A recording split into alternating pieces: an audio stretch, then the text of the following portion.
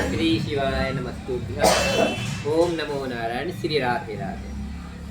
सबू प्रिय प्रेमियों को मेरा प्रेम भरा राधे राधे। तो मैं भी सब प्रिय भक्तों से ये चर्चा करना चाह रहा हूँ धर्म के बारे में। धर्म क्या है? धर्म क्या है? देखिए, धर्म क्या है कि धर्म के 4 चरण हैं। धर्म को समझना है, धर्म के 4 चरण हैं। कौन कौन से? पहला चरण है तप, दूसरा चरण है दया, तप, दया, दान और पवित्रता। ये धर्म के 4 चरण हैं। अब तप का मतलब क्या है? तप का मतलब तपस्या से। तब इसके अकॉर्डिंग तो आदमी को 75 साल के बाद, 100 आदमी का 100 साल का जीवन है तो 25 साल बाल आश्रम हो गया, 25 गृहस्थी हो गए, 25 वानप्रस्थ के हो, 25 संन्यास के हो गए। तो 75 साल के बाद संन्यास लेना चाहिए, ये तप है। जबकि आप देखते हो सतयुग में 4 थे, त्रेता में 3, द्वापर में 2, कलयुग में 1। तब देखते हो कलयुग में कौन बुढ़े बुढ़े भी तपस्या करने कौन जा रहा है? वही माया फंसे हुए हैं। चलो, ये तपस्या की ऊपर बात हो गई। अब आते दया के ऊपर बात। दया, दया धर्म का मूल है। लेकिन दया धर्म का मूल क्या है? दया साधुओं के अंदर, ब्राह्मणों के अंदर बची है। आम आदमी में दया कहाँ बची है? रोड पर पड़े रहते हैं लोग। या आप देखो, दया फिर सबके प्रति होती है। ये नहीं अपना बच्चा रो रहा है चॉकलेट दे दी, खिलौना दे दिया, पड़ोसी का बच्चा रो रहा है तो रोने दो, उसके माँ बाप संभालेंगे। दया फिर पड़ोसी बच्चे के लिए, दया कहाँ बची? दया नहीं बची कलयुग में। फिर अब आ जाए पवित्रता। पवित्रता ना आदमी मन से पवित्र है, ना विचारों से पवित्र है, ना देखने में पवित्र है, ना खाने में पवित्र है। पवित्रता कहाँ बची है? जो जूते पहन के 100 किलोमीटर जाता है वही जूते पहन के रसोई में घुस जाता है। औरतें बगन नहाए तो रसोई में घुस जाती है। धन पूर्णिमा का वास है। तो पवित्रता कहाँ बची है? लेके देके कलयुग में बचा है दान। अब दान ही कलयुग में धर्म है।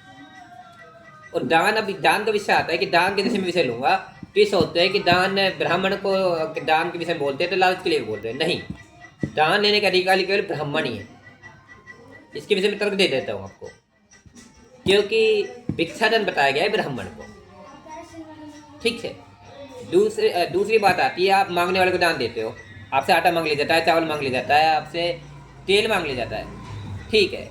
उसी से जाके वो शराब पी लेता है, मदिरापान, जुआ, मांसाहार, व्यभिचार करता है। तो वो करने वाला तो दंड का भागी है, लेकिन दान देने वाले भी दंड के भागी है। फिर एक दान विषय और बताता हूँ मैं। घर की बेटी, घर की गाय और लक्ष्मी। देखो, अपन घर की बेटी को खूब मानते हैं, गाय को अपन माता मानते हैं, और लक्ष्मी को अपन पूजते हैं। लोग लक्ष्मी माथे लगाते हैं। ठीक है, दिवाली पर लक्ष्मी पूजा करते हो। उसी लक्ष्मी को देने से पहले विचार तो करो आप किसको दे रहे हो। आप दान में लक्ष्मी को विचार तो करो आप किसको दे रहे हो। भाई, देने वाला पैसे करेगा क्या? आप ये तो विचार कर लो ना। उस पैसे कहाँ खर्च करेगा ये विचार कर लो। ठीक है। अब अगर दान के विषय में बहुत ज़्यादा बोलूँ तो दान करने के लिए आपका धन अधिक है। भूखे मनुष्य को भोजन कराओ, प्याऊ लगवाओ। ठीक है। साधु संतों की सेवा करो, गौशाला खुलवाओ, मंदिर, तालाब, कुआ, बावड़ी आदि निर्माण कराओ। ठीक है। निर्धनों को, एक कुंवारी कन्या को विवाह कराओ।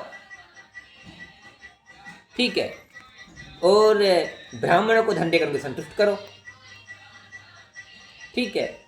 और कलयुग में ब्राह्मण ही गरीब है, जबकि मांगने वाले देखो कितने घूमते हैं। तो दान के विषय में ये बताया गया है कि दान में बताया ना, वो क्षेत्र है दान करने के, उन क्षेत्रों में दान करो। आप भागवत में भागवत कराओ, भागवत में दान दो। आप शिव पुराण में दान दो। आप साधु संतों के भोजन में दान दो, वहाँ दान करो ना। आप मांगने वाले को क्यों लेते हो 1 रुपया देती, 2 रुपया, और वो जबरदस्ती आपसे ले जाते हैं। अब सोचने वाली विषय है ना कि भाई दान के विषय में आप वो जबरदस्ती आपसे ले रहे हैं, लेकिन कर क्या रहे हैं धन का? अब लक्ष्मी पूछते हो, देने से पहले सोचते क्यों नहीं? तो दान धर्म का मूल है, लेकिन अपन ये ध्यान रखना कि दान हमें किसे करना चाहिए।